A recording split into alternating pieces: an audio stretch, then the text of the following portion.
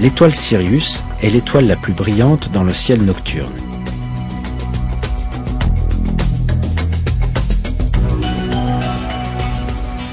Les astronomes ont calculé qu'elle est distante de nous de 8,5 années-lumière.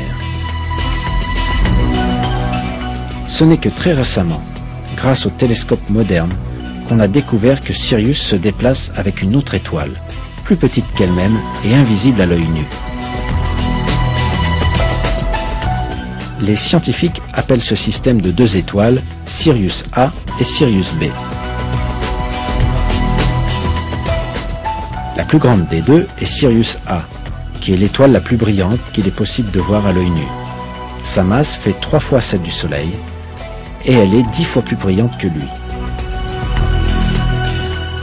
Sirius B, d'un autre côté, est une naine blanche. On ne peut pas l'observer à l'œil nu. Elle possède approximativement la même masse que le Soleil, mais elle est beaucoup plus dense, puisque son diamètre ne fait que 4 fois celui de la Terre. Les étoiles dans le système Sirius se dirigent dans notre direction à des milliers de kilomètres à l'heure. La durée du lever de Sirius à l'horizon de la Terre est exactement la même que celle de notre année solaire, en d'autres mots, 365 jours et 6 heures. Puisqu'ils avaient découvert cette caractéristique intéressante entre l'étoile Sirius et le système solaire, les anciens Égyptiens déclarèrent que le jour où Sirius apparaît pour la première fois à l'horizon serait le premier jour de leur calendrier. À cause de ces caractéristiques, l'étoile Sirius devint un centre d'intérêt pour de nombreuses civilisations antiques.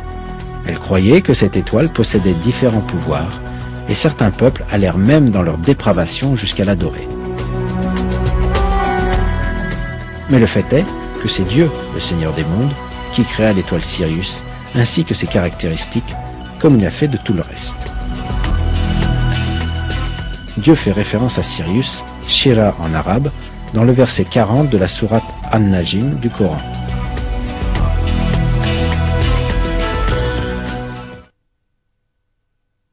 Et c'est lui qui est le Seigneur de Sirius.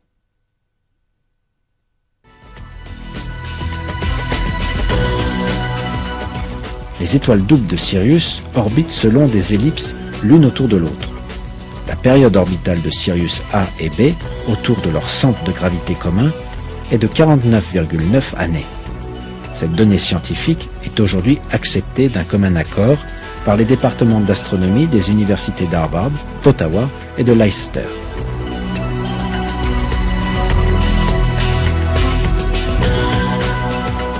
Cette information est rapportée de la sorte dans différentes sources. Sirius, l'étoile la plus brillante, est en réalité une étoile jumelle. Son orbite dure 49,9 ans. On sait que les étoiles Sirius A et Sirius B orbitent l'une autour de l'autre en 49,9 ans. Le point requérant ici notre attention est l'orbite double, en forme d'arc, des deux étoiles l'une autour de l'autre. Nous avons vu que l'étoile Sirius est citée dans la sourate An-Najm, verset 49. On rencontre une analogie très sage dans le verset 9 de la même sourate.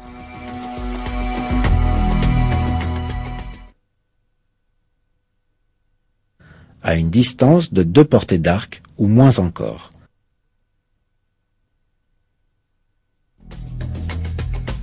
Comme on l'a vu jusqu'ici, l'étoile Sirius est citée dans le verset 49 de la sourate, et le verset 9 de la même sourate contient l'expression 2 portées d'arc, pour se référer aux orbites des deux étoiles. Quand on combine les nombres de ces deux versets, en d'autres mots 49 et 9, on obtient le nombre 49,9, la durée en années des orbites de ces étoiles.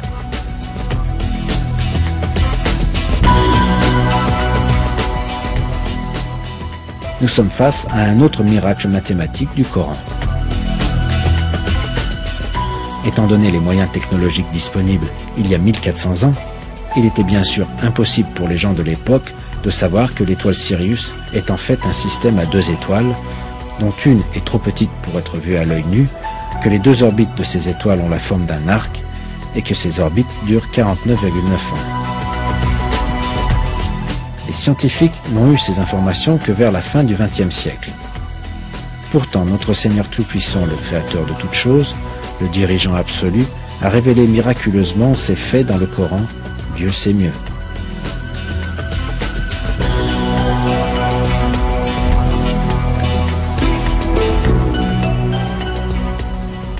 Ce fait scientifique que personne ne pouvait connaître à l'époque de la révélation du Coran prouve une fois encore que le Coran est la parole de Dieu Tout-Puissant.